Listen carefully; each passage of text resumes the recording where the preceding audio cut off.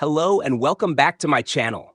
In this video, we're going to create a beautiful landscape featuring a majestic snow-capped mountain surrounded by lush green meadows. Doesn't that sound serene? But here's the exciting part. We'll be using Krita's RGBA brush pack, which offers an incredible traditional oil painting feel. If you haven't tried this brush pack yet, I highly recommend it. It's free to download, and I've included the link in the description below.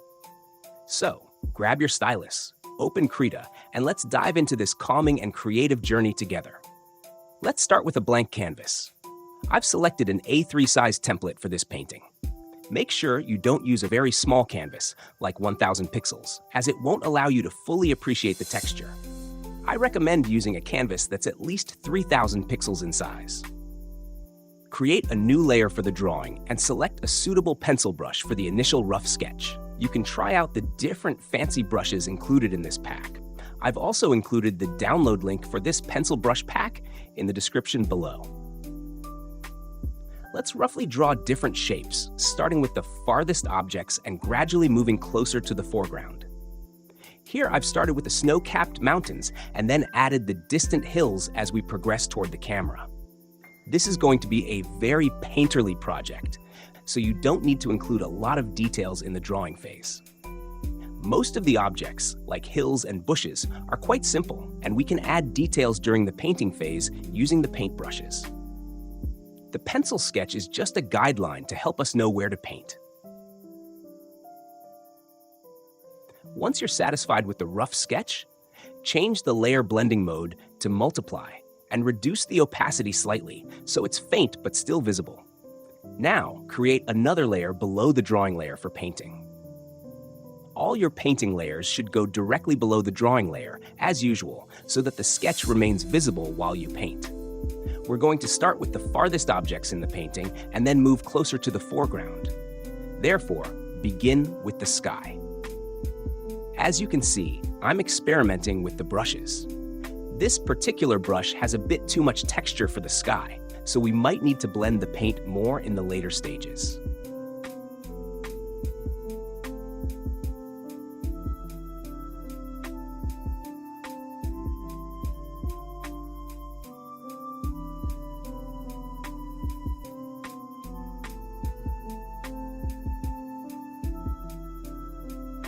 Next, let's create another layer for the mountain. Fill this layer with a moderate blue, something like cobalt blue, and then add additional layers of mountains using darker shades of the same blue. You can adjust the hue slightly to make it a bit creamier for a softer look.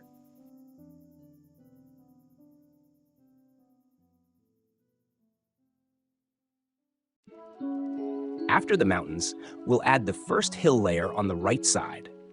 This hill has bright green grass and plenty of bushes and trees. Use a more yellowish green tone for this layer. As we move closer to the foreground, adjust the green tones based on the lighting effects. For example, the hill in the shadowed area will have a slightly cooler, deeper green tone compared to the brighter hills.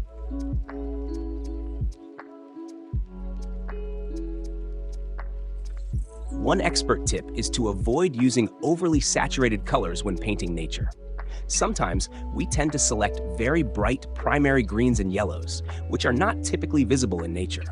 Instead, try choosing colors on the color wheel that lean more toward the left or the gray zone for a more realistic effect. Now that we're done with all the base coloring, let's move on to adding details to each layer, starting with the sky.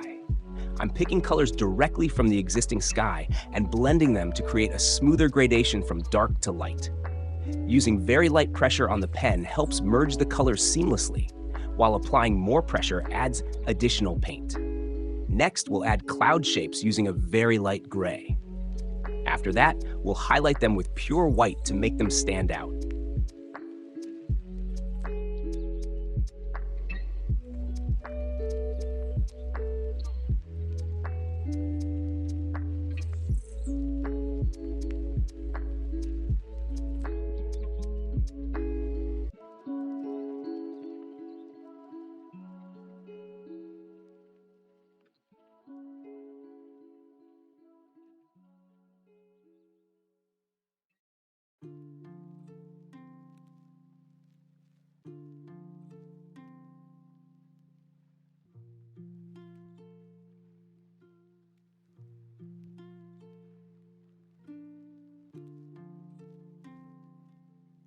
Moving on to the snow-capped mountain, let's define the shadow area on the right side by creating a dark blue tone and painting it over half of the mountain. For the left edges, we'll paint white to represent the snow's reflection.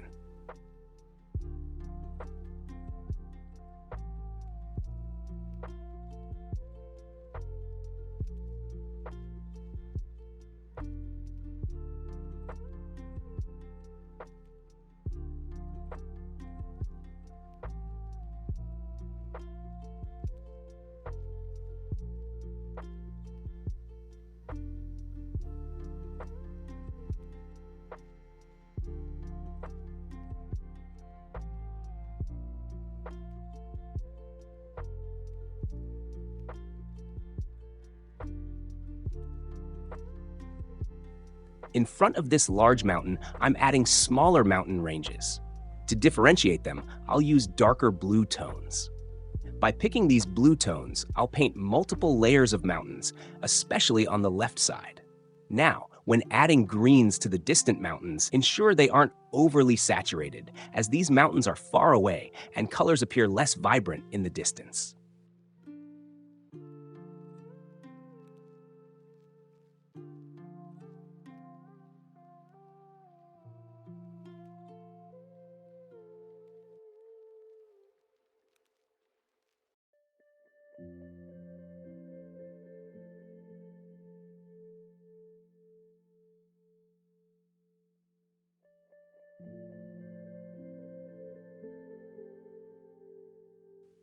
Next, we'll move to the hill on the right, which features a sunlit meadow area.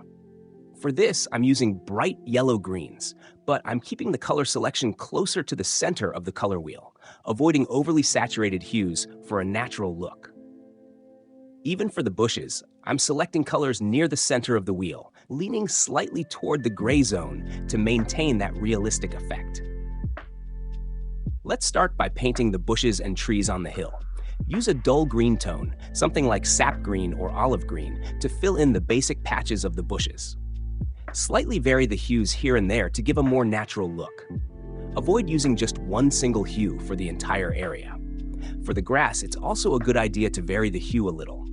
You can add hints of yellow or brown to create subtle variation, but make sure the changes are not too extreme, as they might stand out too much. Each hue adjustment should be slight, blending nicely into the original color to maintain harmony. I'm using the brush tip shape to my advantage here. The brush has hard angles, which helps me create unique tree and bush patches that aren't perfectly round. As I rotate my pen, the brush tip changes, allowing me to create a variety of shapes for the bushes effortlessly. For the shadowed areas of the bushes, I'm incorporating a touch of blue into the green tones. This is a great trick I've learned over time. Instead of using a darker version of the same green or a blackish green, which can look unnatural, using blue gives a more aesthetic and natural effect. If you observe classical oil paintings by great artists, you'll notice they rarely use stark black tones for shadows. Even the darkest areas in their paintings don't have a sharp contrast of pure black. Instead, dark blues or grays are used for shadows, giving the artwork a softer, more cohesive look.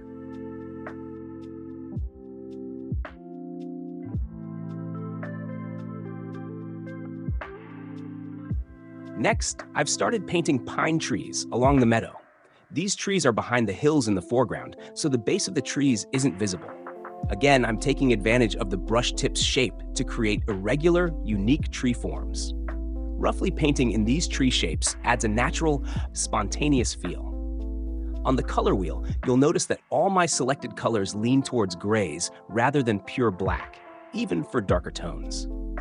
To highlight some of the trees, I'm adding warm yellow tones to suggest sunlight hitting the foliage.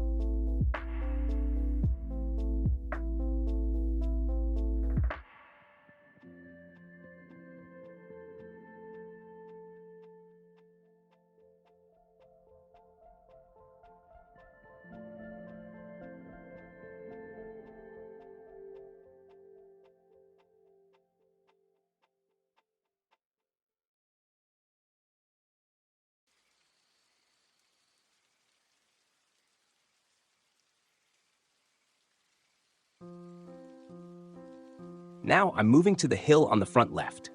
Again, I'm varying the hues, adding bright yellows in areas where sunlight might reflect directly. Notice how my brush strokes on this hill follow the angle of the hill. For ground elements, avoid vertical brushstrokes unless you're painting something inherently vertical, like trees. Otherwise, horizontal or angled strokes work best to depict the lay of the land. Next, I'm adding a winding dirt road through the meadows using a pale cream tone. I'm varying the hues slightly, then painting greenery on top to blend it into the landscape naturally.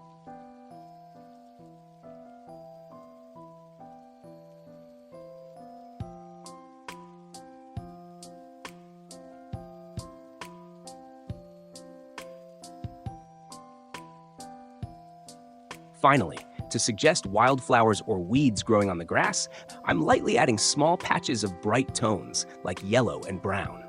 These subtle touches give the impression of tiny flowers dotting the meadow, adding life and color to the scene.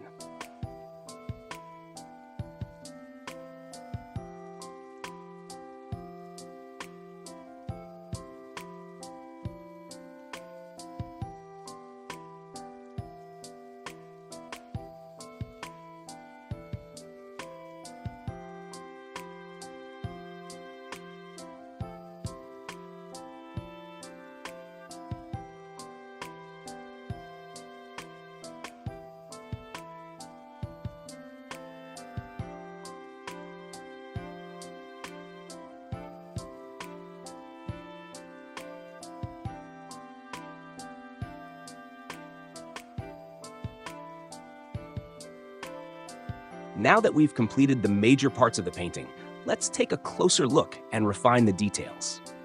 We can go back into the painting and adjust the shapes here and there.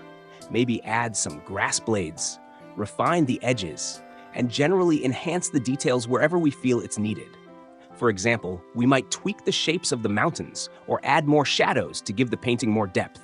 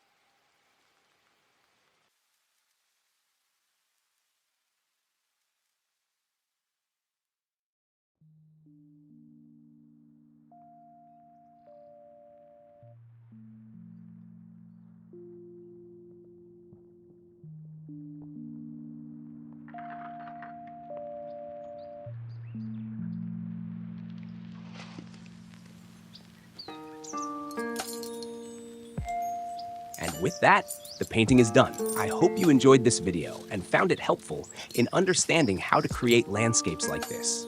Please leave a comment below and let me know your thoughts, what you liked, what could be improved, and any suggestions for future videos. I'd love to hear from you and try to incorporate your ideas in my next project. Thanks so much for watching, and see you in the next video. Bye-bye.